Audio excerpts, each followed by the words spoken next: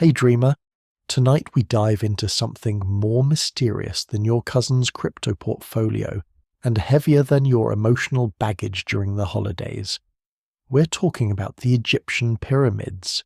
These massive pyramids are basically ancient mic drops made of limestone, still standing after 4,000 years with zero modern tools and zero excuses. And the wild part? They didn't just store pharaohs, they changed everything. They changed the world. Before we drift into the desert night, take a moment to like this video and subscribe if you enjoy these history stories for sleep. Leave a comment telling me where you're listening from and what your favourite history topic is. Ancient Egypt, Vikings in winter, medieval chaos. I'm not judging. I'm just quietly taking notes for future sleep stories. Now dim the lights, snuggle in, and enjoy the fact that your biggest task tonight is turning over your pillow. No desert wind, no aching shoulders, and no sacred argument about whether the pyramid is 1 degree off and therefore doomed. Let us pause for a second. Why did ancient people build giant triangles in the desert? Why are they aligned with the stars more precisely than your tax documents? How do you even move a 50-ton block without crying? Why did this one civilization build something so big, so old, and so impossible looking that people still insist it must have been aliens? The pyramids didn't just sit there. They changed everything, from architecture and astronomy to national identity and the human concept of legacy. So tonight, dreamer, we are not climbing a pyramid. That sounds exhausting. We are gliding smoothly, absurdly through the story of how these mystical stone wonders actually changed the entire world. Before anyone dreamed of building a triangle taller than most apartment complexes, burial was a pretty low-effort activity. Dig a hole, drop in the body, maybe toss on some reeds. But then agriculture happened, and suddenly people had time to wonder what came after death, and more importantly, how good they'd look once they got there. So tombs became toumbia. Mud brick rectangles started popping up, whispering, "I was a big deal, please notice me." The idea of building for the dead caught on, slowly shaping the beginnings of Egypt's obsession with funerary architecture. And from this dusty experimentation rose a brand new human urge to make death permanent, big, and vaguely triangular. At first, these early tombs were not trying to impress anyone beyond the local jackals. They were practical, boxy, and deeply unambitious. Think of them as eternity storage units, functional, forgettable, and usually crooked. But as villages turned into towns and towns started calling themselves kingdoms, tombs became competitive. Not in life, but in death. If your neighbour had a larger grave, you were spiritually outclassed. Ancient Egyptians took that very seriously. The shift happened slowly. With a steady food supply, people had something rare: spare time. Spare time meant thinking. And thinking, historically, is where humans get dangerous. No longer fixated on surviving each day, they started to plan. They looked at a simple mud brick tomb and thought, "This feels temporary." And nothing insulted the ancient Egyptian ego more than the idea of being temporary. These early tombs, called mastabas, were wide and flat-topped, like giant benches, which is fitting because they were basically afterlife waiting rooms. Inside were the essentials: bread, tools, amulets, and that one object the deceased irrationally loved in life. The afterlife was not abstract, it was practical. You would need supplies, and you would need protection from animals, humidity, thieves, and time itself. So tombs got sturdier, walls thickened, builders picked better locations, high ground, dry earth. Far enough from the river to avoid surprise water features, architecture started creeping into burial, not out of art or religion at first, but because no one wanted their forever home collapsing like a badly made garden shed. Then something subtle happened. These tombs gained meaning. They were no longer just boxes to store bodies. They became messages. A mastaba whispered to future generations, I mattered. I had grain. I had influence. Please keep acknowledging that. And people did. And once that started, it couldn't be stopped. Humans have never been chill about being remembered. Bigger tombs meant bigger legacies. Stronger materials meant longer memories. If your tomb could survive 100 floods and a few bad dynasties, you had already outlived your rivals, even if your lungs were technically full of natron. So this is where it really begins, not with a pyramid, but with a mindset. The belief that stone could argue with time and win. That death didn't mean obscurity, not if you built like you meant it. These were not yet monuments to gods or national pride. They were private bets against oblivion. The early Egyptians weren't building wonders yet. They were just trying not to be forgotten. Because before there was a pyramid, there was a box, and before the box there was a hole, and before the hole there was a thought wrapped in dry wind that said, I deserve something more than this. And suddenly the desert had a construction project. Now that kings were not just in charge, but also divine customer service reps for the afterlife, things escalated quickly. If the ruler was a god on earth, then his after-death real estate needed to reflect that. No more mud huts in the sand. This man needed a monument that screamed, respect my eternal flame. The tomb became a sacred megaphone broadcasting, I am still in charge, even when I am dead. The power of burial was no longer just religious. It was political branding, cosmic architecture, and a 3D resume for future gods. Because if you are going to be worshipped, you might as well go big. But big was still figuring itself out. This was the age of the mastaba. Flat rectangular tombs with slightly sloped sides, like a cake with performance anxiety.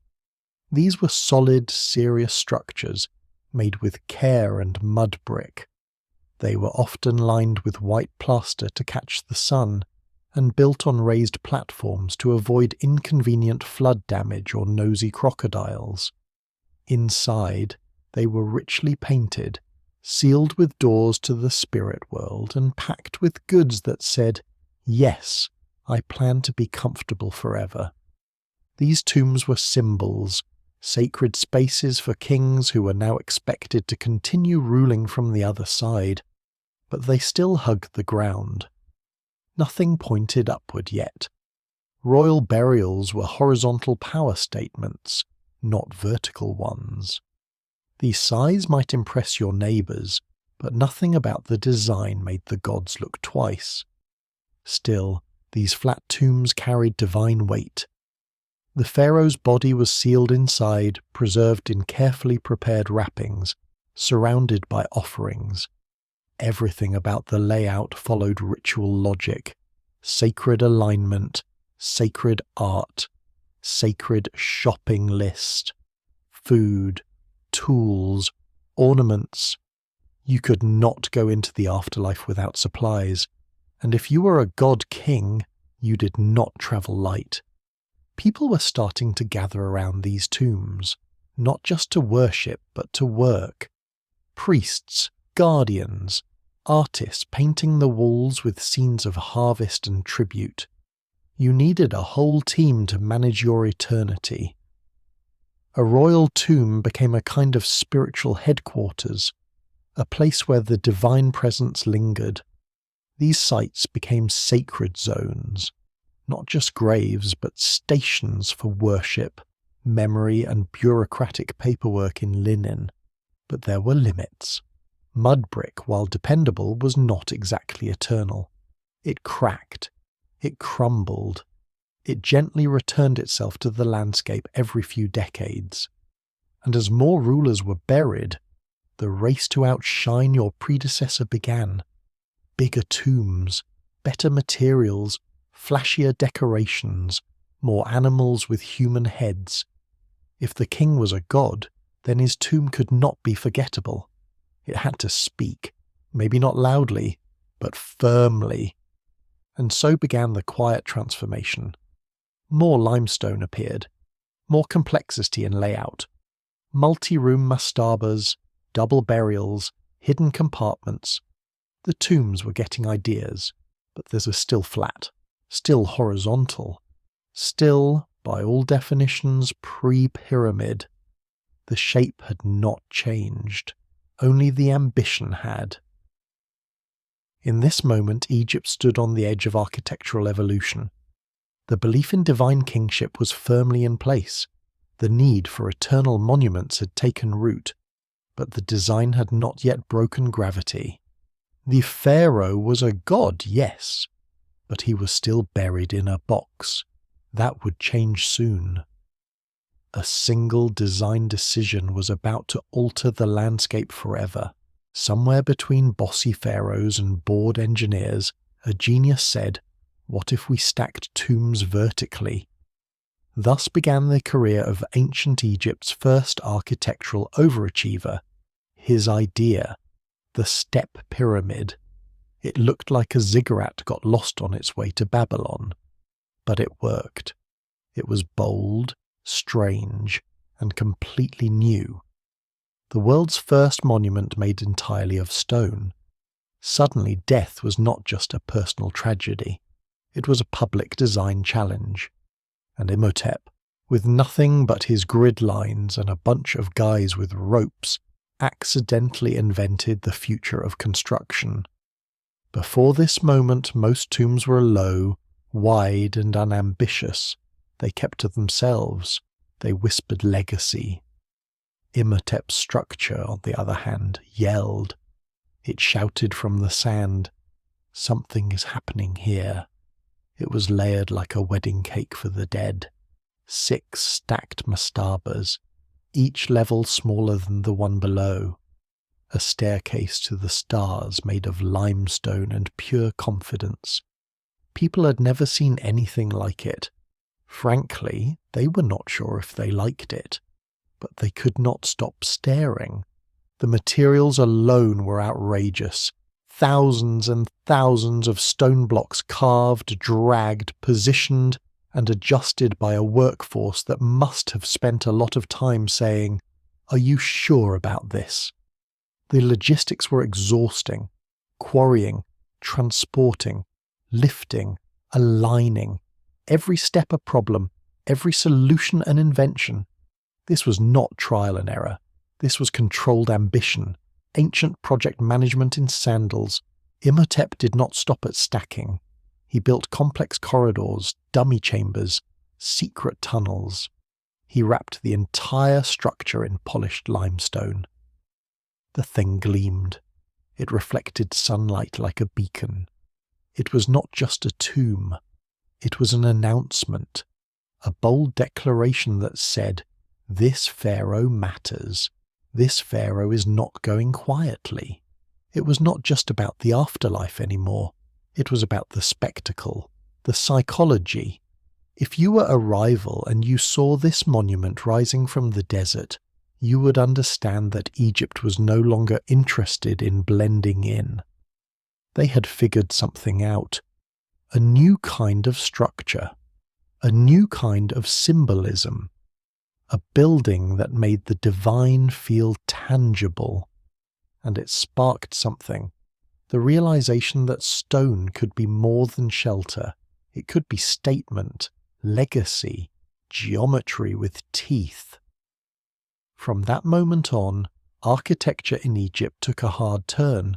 No more low and flat. Everything pointed upward. Taller, sharper, stronger. It was the beginning of the arms race of the ancient world, and Imhotep had lit the fuse. He also changed how people viewed the builders themselves. Before this, construction was a labour job. After this, it was a science. Imhotep became not just an architect, but a priest, a healer, and eventually a god. They worshipped him for centuries, and not because he was charming, but because he had shown what humans could do when they aimed high and measured twice. His revolution was not just in form, but in thought. The idea that death deserved precision, that engineering could be sacred, that a tomb could be art, and that legacy was something you could carve into the horizon. The step pyramid was not perfect. It leaned in places. It cracked. Some parts needed reinforcing within a few decades, but none of that mattered. Because it was first, it redefined possibility. It made every pharaoh that followed want something bigger, something cleaner, something that glowed just a little more in the sun. Without Imhotep, there would be no Giza, no golden age of triangle obsession. He gave Egypt its architectural voice, and once it started speaking, it refused to shut up. Egyptians figured out something crucial. Mud was weak, but stone had vibes. When you build in stone, you send a message. You say, I am here forever, I am fancier than you, and I had access to a quarry. Stone became a symbol of political might and spiritual conviction. Dragging enormous blocks around the desert was inconvenient, but it also impressed the neighbours and terrified your enemies. Architecture became intimidation with flair, and the bigger the building, the more people believed in your divine right to make weird triangles. At first, stone was used sparingly, a doorway here, a lintel there, just enough to say, I am elevated, without going bankrupt.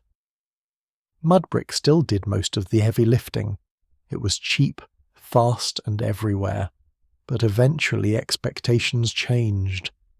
Temples needed altars that didn't fall over. Tombs had to survive more than one rainy season. Stone was suddenly in demand. It was not a convenient material. You had to find it, cut it, drag it, and coax it into place using little more than rope and strong opinions. Mud brick played nice. Stone was difficult. But once you placed it, it stayed. It did not crack under pressure. It did not fade. It stuck around, looking smug and expensive. That was the point. For the first time, durability was part of the message. Not just an idea, but a material reality. If your building still stood after generations, people assumed your ideas deserved to last just as long. Kings, gods. Whole belief systems began anchoring themselves in limestone. They were carved, painted, and praised, then expected to hold up through sandstorms, time, and tourists. Stone carried a different kind of magic. Not mystical, but social. It said, we had the time, we had the labour, we meant this. A giant stone building could do what armies often failed to do. It could impress. And in Egypt, that meant power. The right shape, the right size, the right gleam in the sunlight, and suddenly everyone believed a little more in your divine authority. Even the gods took notice, or rather, people assumed they would. Shrines made of mud brick started to feel insulting. Surely the divine needed better real estate. Something with a proper foundation and slightly terrifying acoustics. If your deity mattered, their temple had to stand tall, shine bright, and ideally survive an earthquake or two. Spirituality upgraded its housing materials. Symbolism got heavier, literally. Walls thickened, roofs weighed more. Every stone placed was part of a message. Construction slowed down, but nobody cared. The end result was a building that could silence you just by existing. Grand, immovable, unapologetic. In a world where destruction was easy, the act of building something permanent became its own kind of threat. Stone started reshaping culture itself. Quarrying was no longer a side gig, it became an economy. Moving blocks became a national pastime. Whole teams specialised in things like dragging, levelling, and praying nothing cracked during installation. A good project might employ hundreds. A great one could inspire legends. Materials were now political. A ruler who built with stone was saying, "I plan to be remembered whether you like it or not." Mud was fine, practical, easy to work with, but stone was ambition made solid, and once Egypt got a taste for it, there was no going back. Bigger dreams, heavier loads, sharper lines. The buildings got louder without making a sound. All they had to do was stand there, unmoving, unblinking, waiting for history to catch up. Once Egypt got hooked on permanence, it never stopped. Everything became about legacy, eternal names, eternal shapes, eternal sunburns. The pyramid was not just a tomb, it was a time machine made of rocks, built to outlast empires, floods, and even cable news. The afterlife was long, and you needed a structure that said, "I am ready for the next 5,000 years." Permanence was not just comforting, it was power. The pyramid became a cosmic warranty against forgetting. In ancient Egypt, the worst fate was not death. It was being erased, forgotten, left off the guest list for eternity. The Egyptians had a deep and poetic fear of vanishing. No one wanted to become just another skeleton in the sand. They wanted their names spoken, their stories told, their leftovers carefully catalogued by confused archaeologists with clipboards and sun hats. So they started building for forever, not just with stone, but with intention.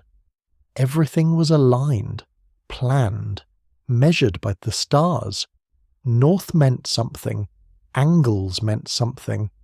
The pyramid had to sit exactly where it sat, because eternity was not the kind of thing you guessed on. It had to be perfect. It had to endure.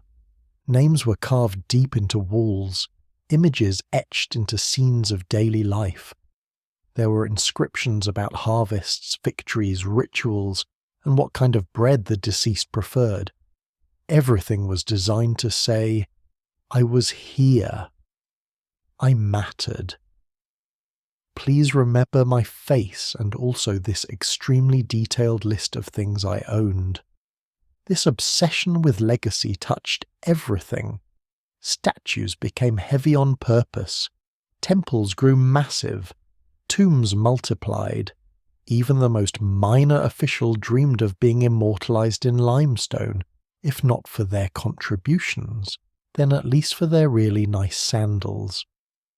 But the pyramid was the pinnacle.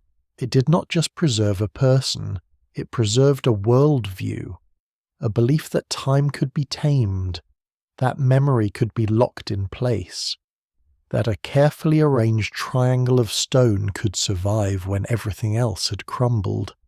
It was not just a tomb, it was a backup drive for the soul. And this idea was contagious. Once kings began building monuments that stretched toward the sky and refused to fall down, everyone else wanted a piece of it. The upper classes built mini-pyramids, tombs with inscriptions, painted burial chambers.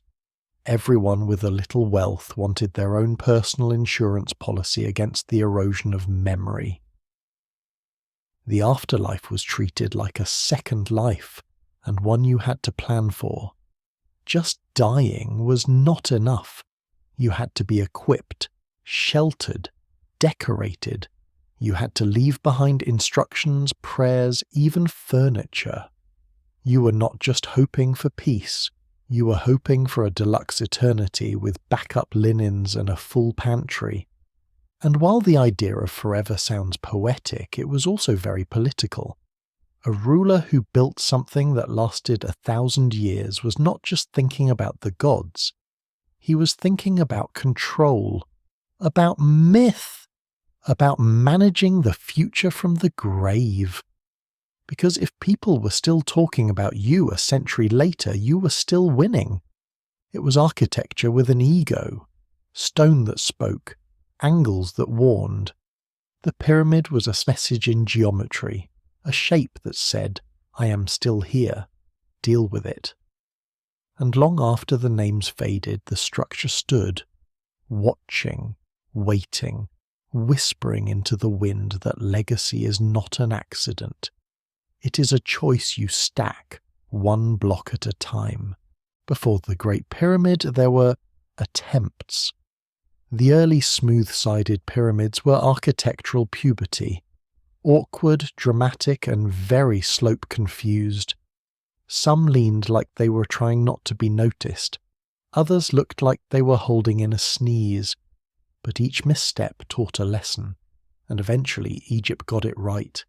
A clean triangle, tall, sharp, assertive, the Red Pyramid, the first real pyramid, and with that, Egypt had perfected the triangle and unlocked the secrets to building something absurdly huge for absolutely mystical reasons.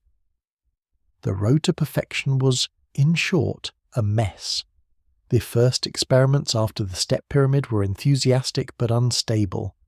Builders wanted that smooth surface, that cosmic shape. But there was just one problem: gravity. Turns out, stacking millions of pounds of stone at a steep angle is tricky when you do not yet fully understand weight distribution or structural stress, or how to stop your building from panicking halfway up. One early structure, now known as the bent pyramid, is the architectural equivalent of changing your mind mid-sentence. It starts off steep, then abruptly flattens out. As if the builders got halfway up and realized they had made a mistake. They probably had. The walls were cracking, the angles were wrong, the thing looked nervous, so they adjusted the slope and hoped nobody would notice. Spoiler alert, we noticed. But it was progress. Every failed pyramid was a classroom. Lessons in stone behavior, lessons in wind resistance, lessons in what happens when you try to build a holy mountain on sand. Engineers experimented with new angles, new foundations, new techniques for hauling and aligning massive blocks. Teams of labourers moved with military precision, quarry to site, lift to placement, all while trying not to get crushed by ambition. Then came the Red Pyramid. Smooth, confident, unbothered.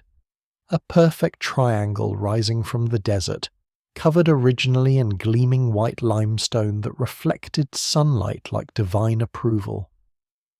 It was the first time Egypt had nailed the shape. No bend, no panic, just pure geometry. You could almost hear the collective sigh of relief from the engineers. Finally, a pyramid that looked like a pyramid. This was not just a structural success, it was a psychological one. The Red Pyramid proved that the concept worked, that the vision of a smooth-sided monument pointing to the heavens could actually be made real. It opened the door for everything that followed. The Great Pyramid at Giza, the golden age of monument building, the time when Egypt went fully triangle-brained. The pyramid shape itself carried weight, symbolically and literally. It was stable, solid, difficult to knock over. It drew the eye upward. It spoke to the heavens while gripping the earth. It whispered permanence. It screamed symmetry. And now, finally, it was buildable. The Red Pyramid became the template, the proof of concept, this sacred geometry made stone. This phase of trial and error of wonky slopes and emergency redesigns was crucial. It showed the Egyptians were not just blindly stacking rocks. They were learning, innovating, measuring the world one block at a time. And what they discovered was simple. If you work long enough, even the impossible can be standardized. Every future pyramid would owe something to this awkward adolescent phase of construction. Every success stood on the buried foundations of experiments gone sideways. Even the most iconic structures in history began with wobbles, and that in its own way is oddly comforting. Because before there was greatness, there was guesswork. Before there was the Great Pyramid, there was the moment someone said, maybe it should look smoother, and someone else said, sure, let us try not to make it fall over this time. Planning a pyramid was not just drawing a triangle and hoping for the best. It required math, maps, measurements, and a strong belief that nothing was too complicated if you had enough people and bread. They aligned the pyramids with the stars, the cardinal points, and possibly their pharaoh's very specific astrological sign. Site selection mattered. Bedrock, sunlight, a gentle breeze for dramatic effect. This was less construction project and more celestial real estate development with a deadline that involved death. First came location. You could not just plop a pyramid anywhere. It had to be on solid ground. Not too close to the Nile, or your masterpiece might slowly sink into swampy disappointment. Not too far either, or the workers would spend half their lives just commuting. The site had to have access to limestone, a good view of the stars, and a commanding presence. A place that said, yes, I am both sacred and slightly intimidating. Next came orientation. The pyramid was not randomly dropped on the sand like a forgotten lunchbox. It was aligned with shocking accuracy. The sides pointed almost perfectly to the cardinal directions. Some believe this was done using shadows. Others say it involved the stars. One theory suggests that Egyptian engineers basically used the world's largest protractor made out of rope. Whatever the case, they were aiming for cosmic symmetry and they got impressively close. Then come the measurements. Everything had to be precise. The base, the slope, the angles, the height. This was geometry in its ancient, slightly terrifying form. A miscalculation early on could lead to disaster later. Collapse, cracks, embarrassing slant. So the architects had to think long-term, not just for the reign of one pharaoh, but for generations of tourists who would one day say, wow, this is incredibly straight. The logistics were equally mind-boggling. How many blocks? How heavy?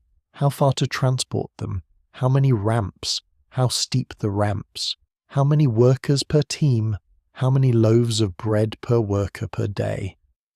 Even ancient planners had spreadsheets in their heads, complete with columns labelled stone weight and number of oxen needed to not die. All of it had to be done without modern equipment. No cranes, no forklifts, just levers, sleds, ropes, and a workforce large enough to create a small city. These were not disorganized mobs either. They were skilled teams, stone movers, cutters, planners, overseers, labourers, bakers, water haulers, rope twisters. It was less like a construction site and more like a moving ecosystem built around a single giant triangle. Time was always looming. Pyramids were not built in a vacuum. They were built during a pharaoh's life, ideally finished before his death. The idea was that the king would have a seamless transition from throne to tomb to afterlife. So construction began early in the reign. The moment the crown touched his head, someone started sketching out his future stone mountain. And there were backup plans. If the pharaoh died too soon, they rushed whatever was done into presentable shape and locked the door. If he reigned longer than expected, they added more chambers, more corridors, more inscriptions about how great he was. Flexibility was key. You could not pause the afterlife just because the blueprint got complicated. In the end, planning a pyramid was like trying to build a divine skyscraper without the ability to look anything up online. And yet, they did it. With tools made from copper, teams fueled by beer and bread, and a level of precision that still puzzles engineers today. Not because they had to, but because they believed that if you wanted to touch eternity, you had to measure carefully and aim for the stars. Building a pyramid meant mobilizing an entire country. Every village contributed laborers, supplies, or at least a guy who knew a guy with a chisel. Roads were repaired. Bureaucrats panicked. Priests blessed everything. It was the ancient world's version of a national stimulus plan with better stonework.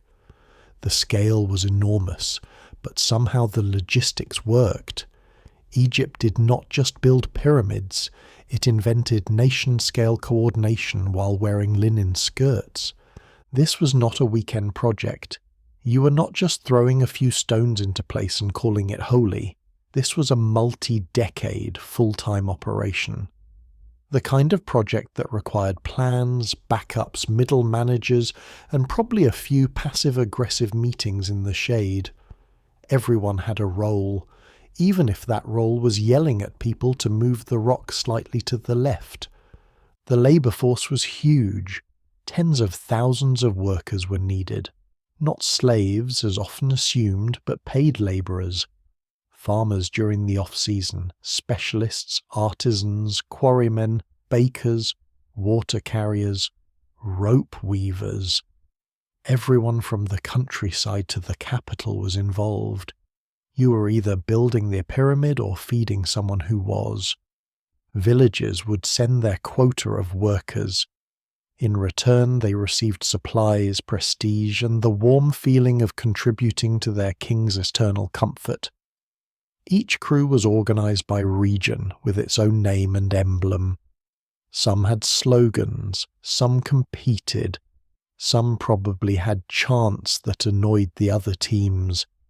It was part work camp, part spiritual retreat, part national obsession. The project created infrastructure. Roads were widened, harbours improved, sled paths smoothed out with water to reduce friction. Storage depots sprang up. Administrative centres followed. Egypt learned how to move food, tools, stone, and people in bulk. Supply chain management became sacred. Nothing says divine power like rerouting an entire harvest to support triangle construction.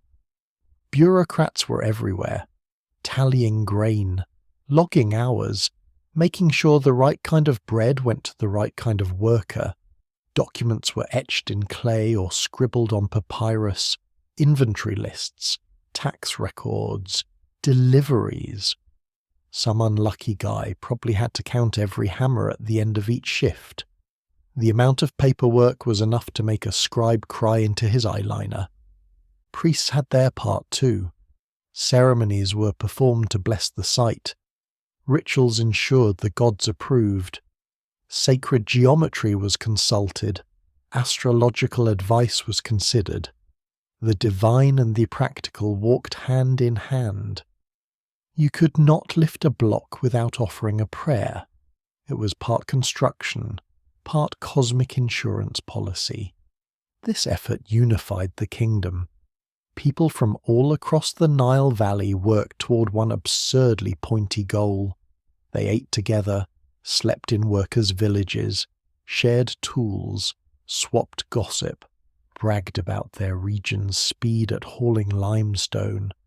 A kind of national identity formed through sweat, dust, and the knowledge that their efforts would outlast them all.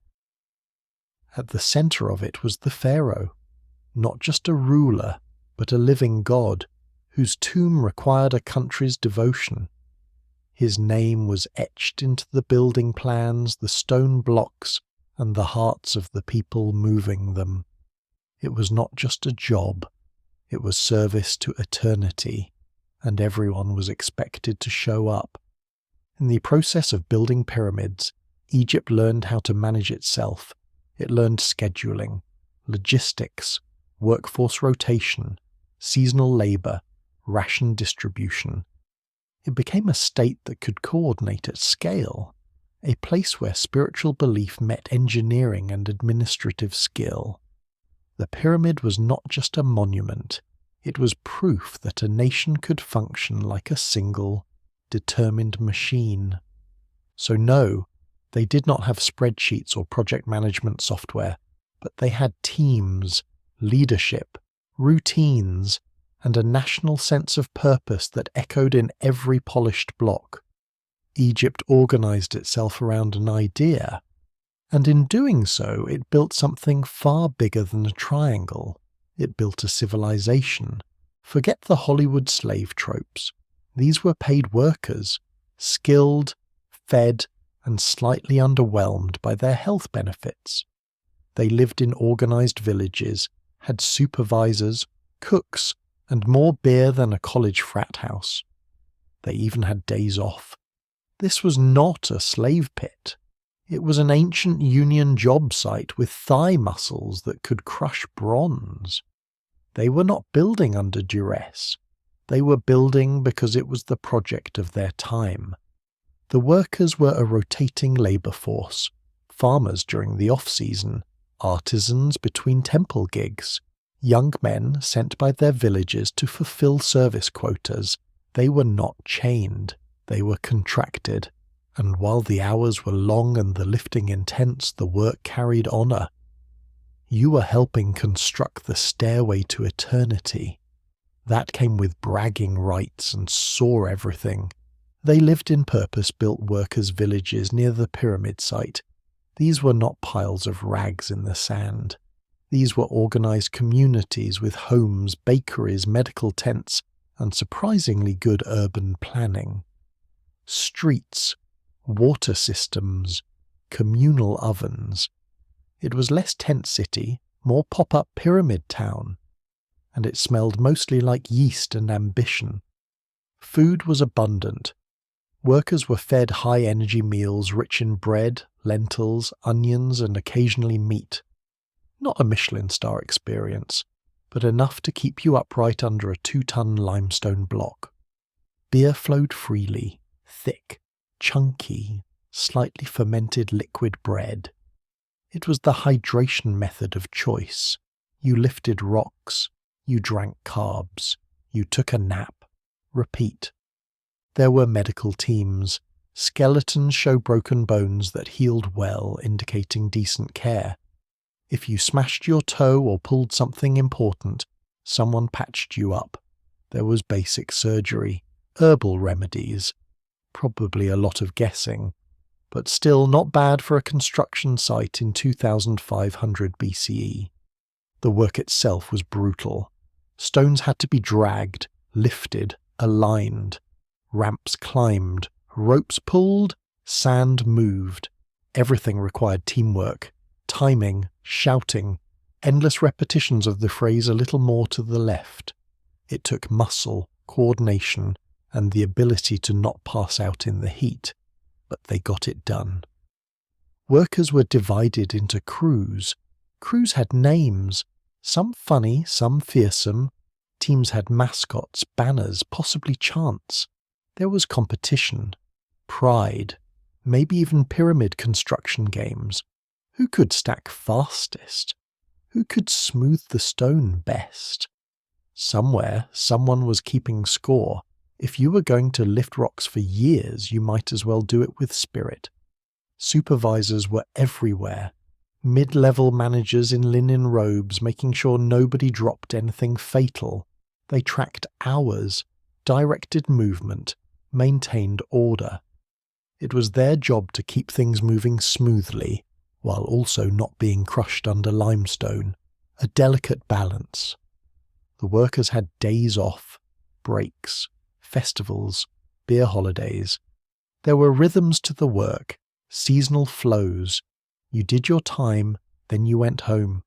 Your village welcomed you. Your thighs told heroic stories. It was not eternal slavery.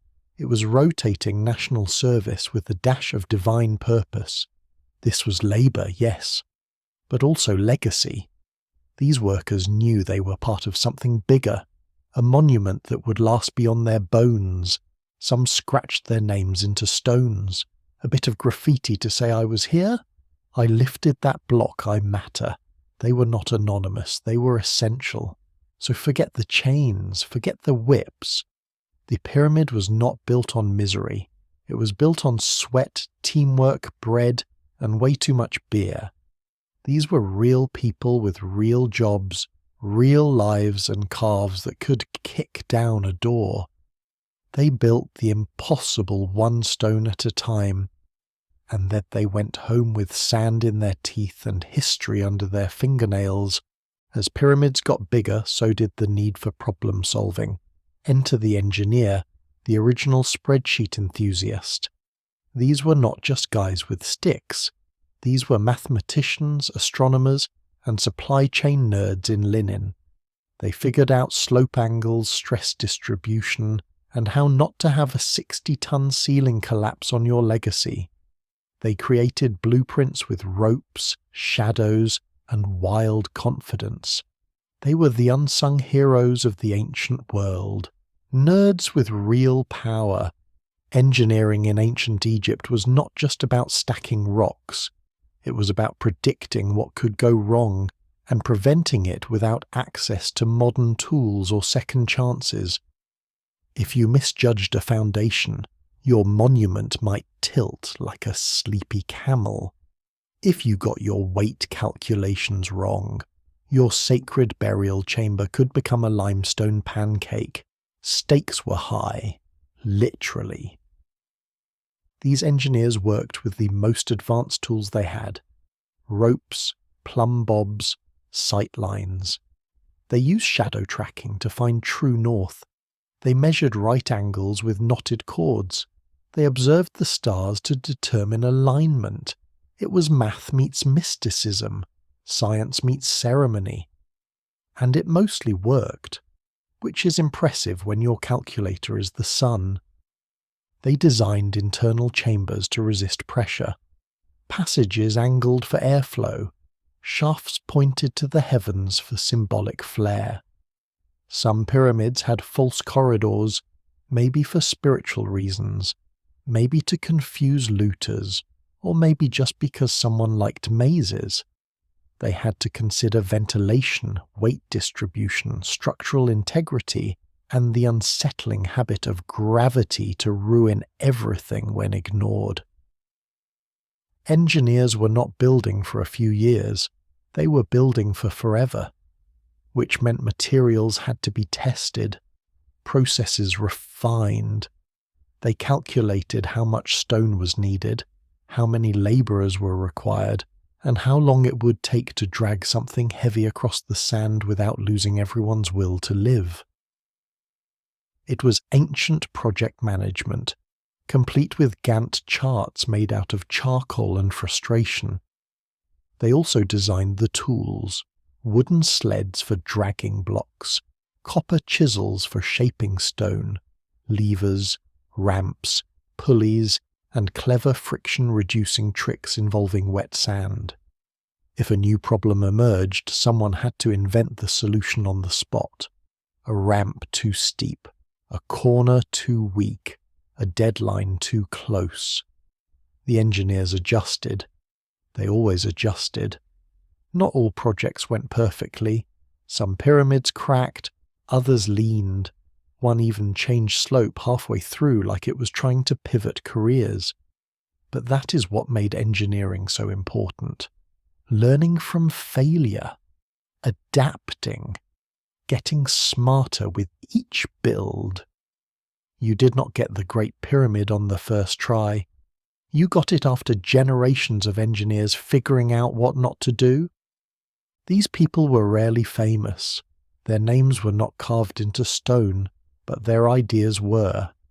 Every stable corner, every straight edge, every chamber that did not cave in was a tribute to someone thinking very hard while squinting at a rock and muttering about angles.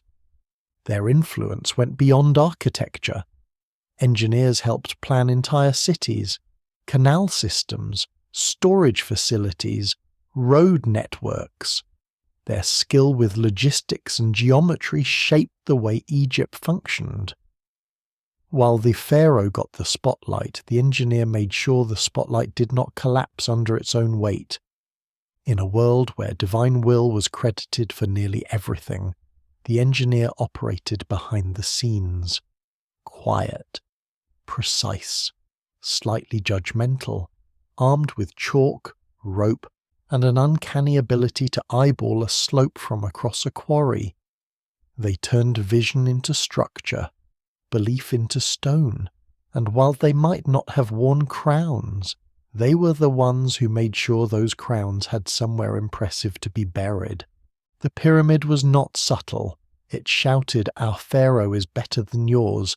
It was visible for miles. It looked impossible, and that was the point. It said our government works, our gods are real, and if we can stack 2 million blocks into a triangle, maybe you should stop complaining about your taxes. It was not just a tomb, it was a billboard, a holy one. The pyramid was a giant PR campaign made of stone. Its message was clear. Look what we can do. Look how many people we can organize. Look how much food we can produce to feed thousands of workers for 20 years without collapsing into famine or mutiny. The pyramid said this is a society that functions. That alone was enough to impress enemies and allies alike. Foreign visitors would approach from the desert and be greeted by geometric confidence rising from the horizon. Before they met the pharaoh, they met his ego in stone form. You did not need to understand the language. You understood the scale. The pyramid was not meant to be explained. It was meant to be experienced and a little feared. And for the locals it was a reminder, the state is strong, the gods are pleased, your ruler is eternal. Go harvest your wheat and do not question why there is now a tax for donkey parking. It kept the mythology alive. Divine kingship became less of a theory and more of a skyline feature. The triangle loomed. The triangle watched. Propaganda through architecture is clever. It does not ask you to read a scroll or attend a speech. It simply exists. Massive, imposing. So permanent it makes your house look like a paper napkin. It works through scale and silence. The pyramid never said a word. It just stared at you until you felt a little unworthy. The design helped. Sharp lines, perfect angles, reflective white limestone. A pyramid looked like it came from the gods, not humans. And that was the trick. You believed it had been ordained, that something divine had shaped the project, and if the king was behind it, then he must be divine too. Geometry became theology. Every stone placed reinforced that message. This was not just weight and labour, it was faith turned physical. The architecture wrapped around belief. If a pharaoh wanted to be remembered as powerful, he did not need a poem. He needed a structure that could survive for millennia and glare at future civilizations with ancient judgment. The pyramid also helped unify people. It gave the population something massive to rally around, something bigger than daily frustrations. It gave a sense of national identity. This is what we do. We make eternity visible.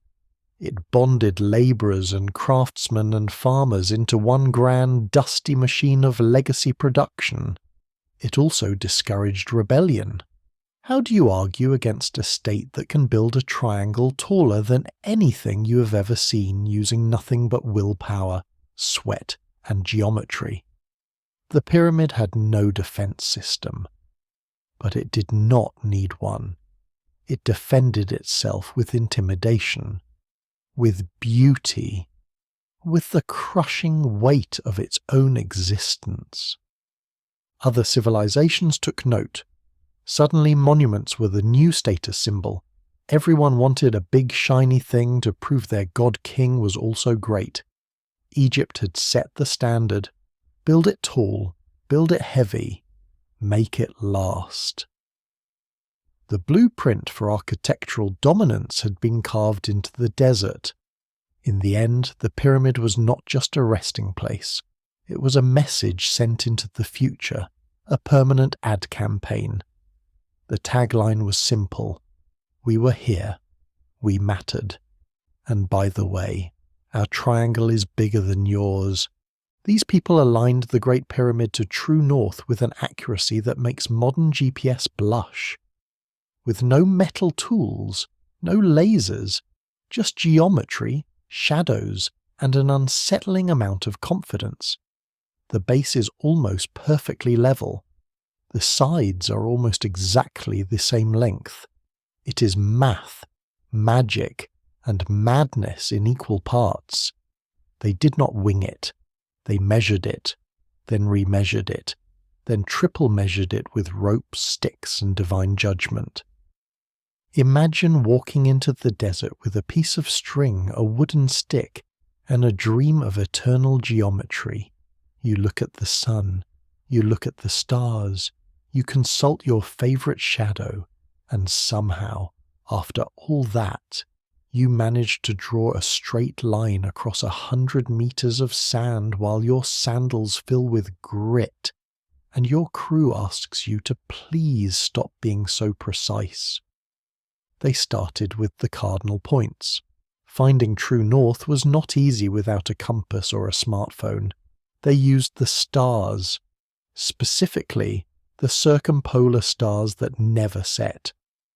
By tracking their movement and bisecting their paths, ancient surveyors could determine where north was.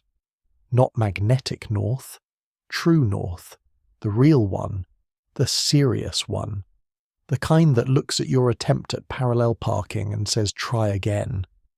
Once that was figured out, they began squaring the base. They used ropes stretched taut and tools like the merket, a sighting instrument used to align structures with the stars. They checked angles with right-angled triangles made from knotted cords. The entire layout of the pyramid was mapped with nothing more than clever thinking, astronomical knowledge, and extreme patience. Leveling the base was another challenge. The builders cut down to bedrock and smoothed the foundation with obsessive care. Archaeologists believe they might have flooded the area and then scraped the surface down until the water spread evenly. In other words, they used a giant puddle as a spirit level. You do not get more creative than that. The sides of the pyramid are nearly the same length, with a margin of error so small it might just be the wind playing tricks on your tape measure. Each side measures around 230 meters, with a variance of just a few centimeters. This was not guesswork. This was dedication to symmetrical excellence. Even the angles mattered. The slope of the sides was chosen not just for structural reasons, but also for symbolic ones. It had to reflect the rays of the sun, it had to point heavenward, and it had to be climbable in theory, if not in practice. Every decision combined form and function, sacred geometry with good old-fashioned rock math. The internal chambers and passageways were just as precise. Alignments mattered. So did dimensions. The shafts pointing out of the king's chamber are still debated today. Were they for ventilation, for star alignment, for guiding the soul to the heavens, or just the result of an engineer who really liked angles, nobody knows, but they are there, and they are straight. They did not rush. They checked every layer, every block, every line. Precision was not a luxury, it was the point. You do not build for eternity by eyeballing it. You build by squinting at the sun, doing the math, and holding your rope a little tighter. The Great Pyramid is not just impressive because it is big. It is impressive because it is right. It is aligned, measured, leveled. It sits in the desert not like a pile of rocks, but like an idea made solid, a geometric prayer. Proof that with enough rope, patience, and teamwork, you can carve order out of chaos and point it north. Egyptians were not just looking at the sky, they were using it. The stars guided their alignments. The sun helped chart solstices. They believed the pharaoh's soul would travel through the stars, so naturally the pyramid had to be a cosmic launch pad. Every angle was a prayer, every alignment a celestial handshake. These were not just tombs, they were telescopes made of limestone. Ancient Egypt was a place where the heavens and the earth were deeply intertwined. The sky was not just decoration, it was a map, a calendar, a divine schedule. The movements of the stars and the sun dictated farming, festivals, temple rituals, and of course, pyramid orientation. If you were going to build something for eternity, it had to speak the language of the cosmos. At night, the sky over Egypt stretched wide and clear. No streetlights, no smog, just an infinite black canvas spattered with bright pinholes of meaning. The Egyptians paid close attention to the circumpolar stars, especially those that never dipped below the horizon. These were known as the imperishable ones, eternal, constant, the same way the pharaoh's legacy was supposed to be. So the pyramid was aligned accordingly. Some shafts in the Great Pyramid are thought to point directly towards specific stars, others toward constellations with religious importance. This was not accidental. You do not aim a stone tunnel into the cosmos without a reason. You do it because you believe the soul needs a runway. The rising and setting of Sirius, the brightest star in the sky, played a major role in Egyptian life. Its appearance signaled the coming of the annual Nile flood. It also marked the new year. Sirius was not just a light in the sky. It was a reliable celestial alarm clock. When it blinked on the horizon, it was time to pay attention. Solar alignments mattered too. The sun was the daily chariot of the sun god, so structures were built to catch its light just so. Temples and pyramids greeted the sunrise. Shadows measured the seasons. They did not have watches. They had obelisks, tall sundials with ambition, and every shadow was a tick on the cosmic clock. This was not science as we know it, but it was observation, repetition, pattern recognition. A farmer knew when to plant because the stars told him. A priest knew when to pray because the sun confirmed it. An architect knew where to place the cornerstone because the sky whispered north. It was knowledge layered over generations of careful watching and good memory. The sky also offered symbolism. Pharaohs were said to ascend to the stars after death. Their souls would become stars themselves, joining the eternal celestial chorus. The pyramid was the platform, the star shafts, the passageways. It was a machine built to launch a soul into forever, a cosmic escalator. Stone meets stardust. Even the shape of the pyramid had cosmic weight. Some say it represents the rays of the sun descending to earth, a solid beam of light, Others suggest it mirrors the sacred mound of creation from Egyptian mythology. In either case, it points upward, toward the stars, toward the divine, toward the idea that the end was not an end at all, but just a very long celestial commute. So yes, they stacked rocks, but they also aimed them, with intention, with precision, with a sense of wonder. The pyramid was not just a grave, it was a message to the sky, a way of saying we see you, we believe in you, and we would like to book a one-way ticket, please, preferably with good seating and an eternal view. Different stone, different uses. They knew limestone was soft, granite was tough, and sandstone was meh. They sourced locally but hauled granite from miles away just for that extra flair. They tested durability by hitting things, then hitting them again. If it did not break, it went in the pyramid.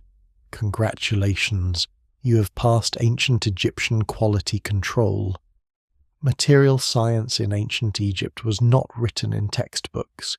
It was learned by touch, by trial, and by occasionally smashing a rock with another rock until something made sense. Workers became experts in the properties of stone simply by spending enough time getting bruised by it. You lift enough blocks, and you develop opinions, strong ones. Limestone was the star of the show, easy to cut, smooth to polish, abundant near Giza. Most of the pyramid's bulk came from this chalky, manageable material. It did not fight back. It cooperated. It looked good in the sun. It was the drywall of the ancient world. Functional, presentable, not too flashy. But for the inner chambers and important features, they brought out the big guns. Granite, heavy, dense, reluctant to move, quarried in Aswan, hundreds of kilometers to the south, transported by boat during flood season, when the Nile was feeling generous. Getting granite into a pyramid was a logistical romance full of sweat, swearing, and the slow grind of physics. Granite was used for columns, ceilings, sarcophagi, the parts that mattered, the parts that said we are not messing around. It could resist pressure. It could take a beating. It told everyone that the occupant of this tomb had taste, muscle, and access to long-distance stone delivery. Sandstone had its uses too, but it was less glamorous. A background actor in the drama of construction. Sometimes used in temples, sometimes as filler, it got the job done. But nobody was writing love songs about it. Material selection was not just about availability, it was about symbolism. Granite had spiritual weight. It came from far away. It was hard to work with. It represented strength and permanence. Using it was a statement, a way of saying this tomb is not just going to last. It is going to endure so long that future civilizations will stub their toes on it and still not understand how we did it. They tested these materials with basic but effective methods. Drop tests, scratch tests, hit it until it gives up tests. They understood fracture points. They knew what would hold a ceiling and what would crumble under bad decisions. Trial and error was a big part of the curriculum. Mostly error at first, but they learned quickly. Stone blocks were shaped with copper tools, chisels, dolerite pounders, sand abrasion.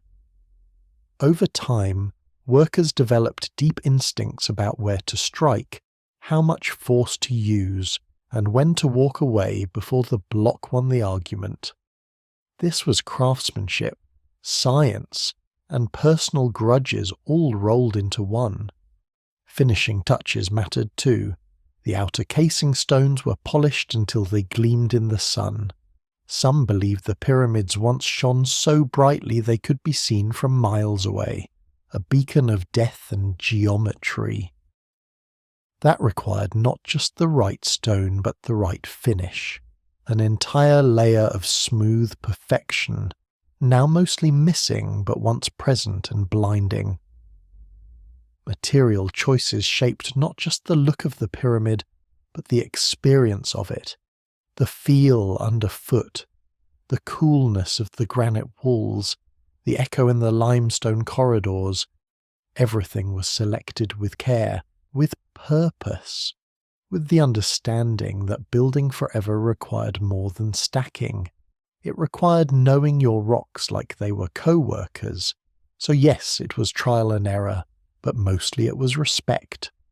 Respect for the stone, for the structure, for the legacy, and for the quiet genius of a civilization that looked at a mountain and said, let us take it apart and put it back together in the shape of a miracle. Pyramids forced Egypt to get serious about math, ratios, angles, volume, load, stress. They used fractions, grids, and even the golden ratio before it was cool. Not because it was pretty, but because the pyramid had to work. Every calculation meant survival, or at least not having to re-chisel a giant block because your slope was off. You do not casually build a triangle the size of a mountain without knowing what a right angle is. Ancient Egyptians might not have had calculators, but they had ropes with knots spaced at regular intervals. This was their toolkit: rope, stakes, and a healthy fear of crooked lines. With these tools they calculated base lengths, wall slopes, and angles sharp enough to intimidate geometry teachers for the next 4,000 years. They used a grid system to lay out designs. Imagine a giant sheet of invisible graph paper stretched across the desert, drawn with chalk, rope, and high hopes. This let them divide large structures into manageable sections. It helped keep everything aligned, not just horizontally but vertically. Nothing ruins a divine tomb quite like a lopsided incline. Fractions were their thing. The Egyptians loved fractions like modern people love discount codes. Their math was based on unit fractions, breaking things into equal parts that could be combined like building blocks of logic. You needed 1/3 of a block. Fine, 1/5 of a grain delivery. No problem. Their calculations kept workforces fed and stone deliveries accurate. It was arithmetic with consequences. They even dabbled in what we now call the golden ratio, that magical proportion that shows up in seashells, sunflowers, and overly detailed architecture textbooks. Whether it was intentional or instinctive, elements of the pyramids reflect this pleasing symmetry. But unlike modern designers, the Egyptians did not chase aesthetics. They chased durability, stability. The golden ratio was not art. It was structure. Volume calculations were crucial. You had to know how much stone you needed, how many workers it would take to move it, how many days before someone started yelling about delays. Every block added up. So they did the math. Carefully, quietly, repeatedly. One miscalculation could mean a block too big to fit or too small to matter. Load distribution was the real test. The pyramid was not hollow. Chambers and passageways were carved inside. If you got your stress angles wrong, your ceiling collapsed, and your god-king spent eternity under a pile of regret. Engineers figured out how to redistribute weight using corbelled ceilings, offset stones, and a whole lot of trial without too much error. Even calendar math was involved. You needed to know when the Nile would flood, when the workers would arrive, when the stars aligned for construction rituals. Time was measured not with clocks, but with the heavens, and with numbers etched into stone and memory. This was not math for math's sake. It was math because failure was heavy, expensive, and eternal. The pyramid was a monument to numbers as much as it was to kings.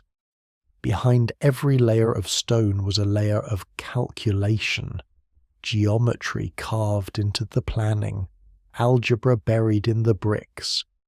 Not elegant formulas on a blackboard, but lived math, sweaty math, measured by hand and hope. So when you see a pyramid, do not just marvel at the height.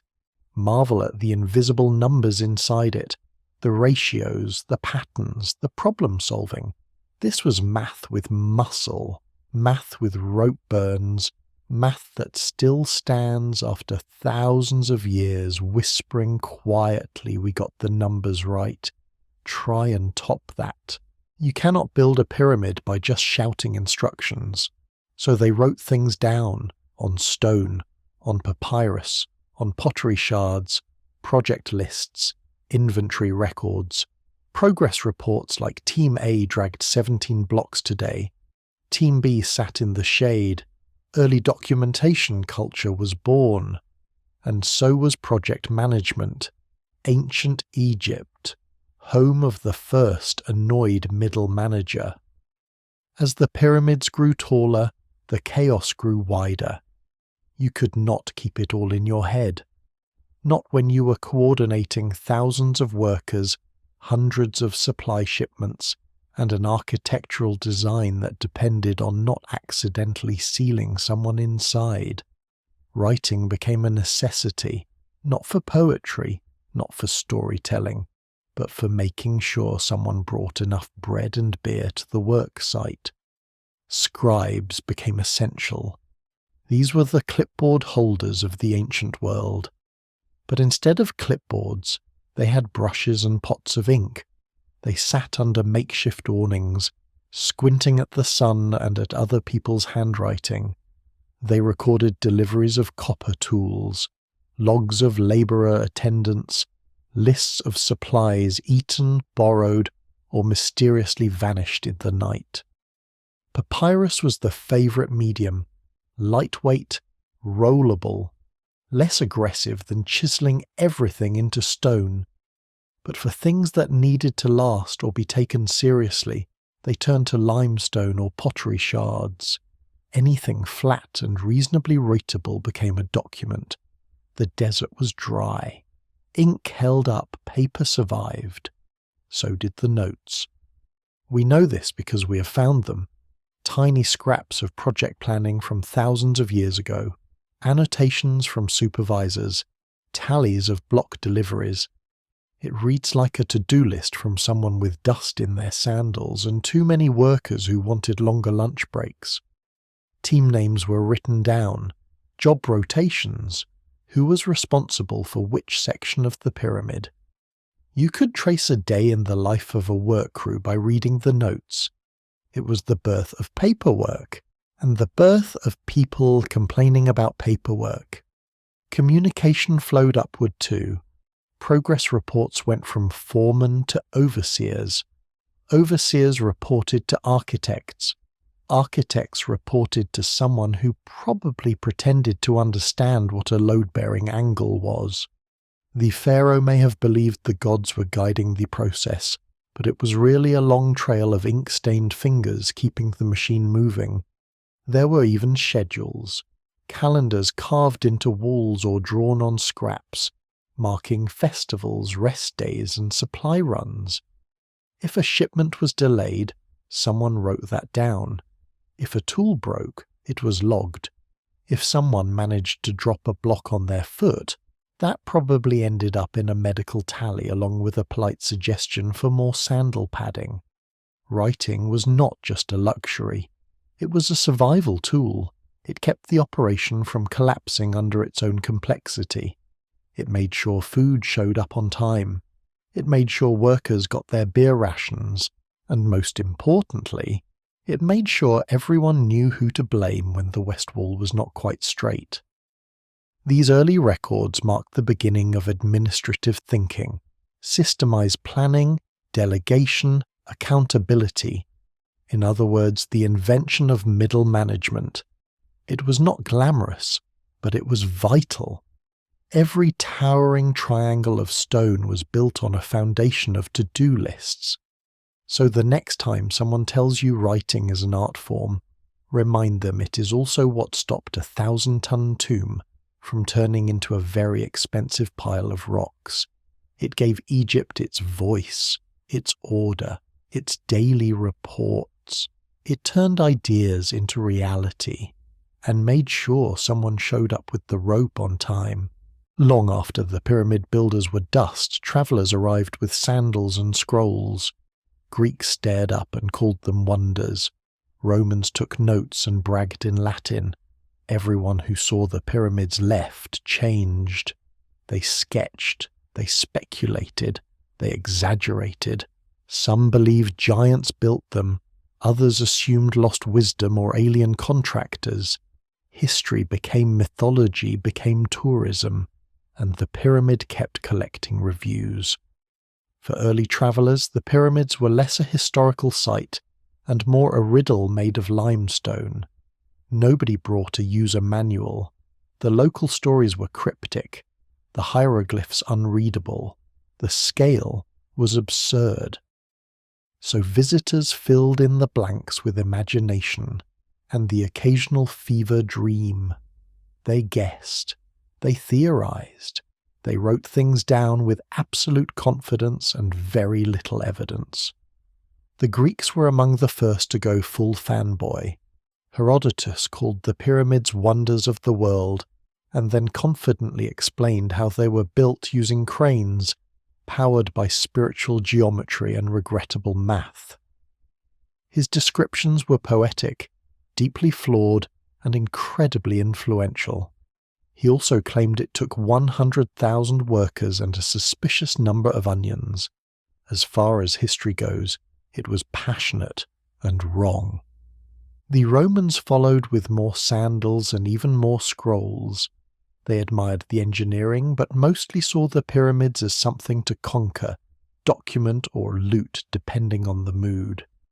They walked inside, measured chambers, got lost, and emerged blinking into the sun with grand new theories.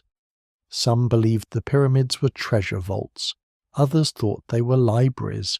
A few probably thought they were just a nightmare for anyone with claustrophobia. Then came the medieval pilgrims and scholars who showed up with faith, curiosity, and some questionable logic. Islamic thinkers marveled at the geometry. Christian travellers believed they had stumbled across biblical relics. One theory claimed the pyramids were built by Joseph to store grain during the famine. Another suggested they were leftovers from a flood-resistant antediluvian society. The kind of society that builds waterproof tombs just in case. By the Renaissance, European historians had gone fully speculative. Lacking real evidence, they decided the pyramids must have been built by time travellers, mystics, or forgotten geniuses who knew the secrets of levitation. This was a period in which scholars wore powdered wigs and confidently declared that aliens might be involved. The pyramid had become a blank canvas for anyone with a quill and a need to feel important. The pyramid's mystery made it irresistible. It was old, it was enormous, and nobody could agree on the details. So pilgrims turned into proto-tourists. They came to feel small, to marvel, to wonder. Some carved their names into the walls as proof of existence. Others took home sand in jars. Many just stood there silently, squinting up at something too big to fully understand and too weird to forget. And the pyramid tolerated them all. The curious, the confused, the enthusiastic amateurs with inaccurate maps. It became a place where history collided with ego. Every visitor left with a theory, a story, an exaggerated anecdote that somehow involved secret chambers and divine inspiration. Eventually, all these conflicting voices turned the pyramid into something bigger than itself.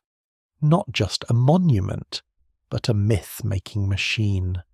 It turned facts into puzzles, It made people feel like they had stumbled into the center of an ancient conspiracy just for showing up.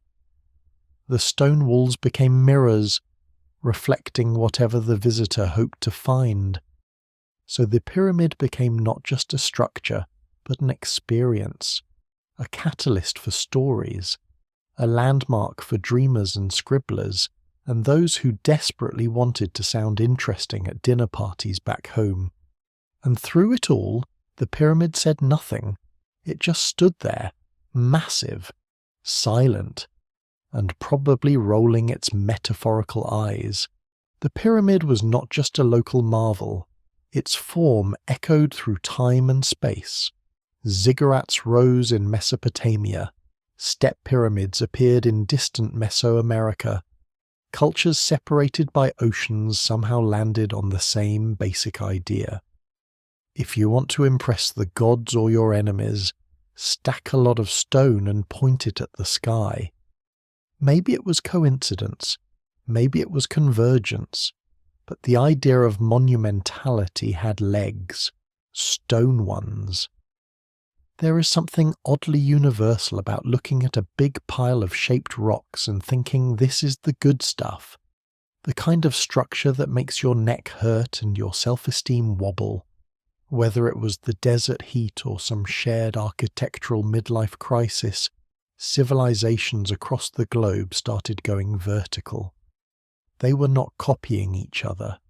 They had no idea the others existed, but they still felt the same tug toward altitude and awe. In Mesopotamia, priests and kings turned to the ziggurat. It was not smooth or pointy like an Egyptian pyramid. It was chunky and stacked like an ancient wedding cake, but it served the same emotional purpose. It connected the earth with the heavens and gave the people a big, dramatic place to ask for rain. These were not tombs, they were access points, temples for weather negotiations and sky-based customer service. Meanwhile, thousands of miles away and centuries later, cultures in Mesoamerica decided that flat land was for amateurs. The Maya and the Aztecs raised towering steps for gods, rituals, and unfortunately, the occasional human sacrifice.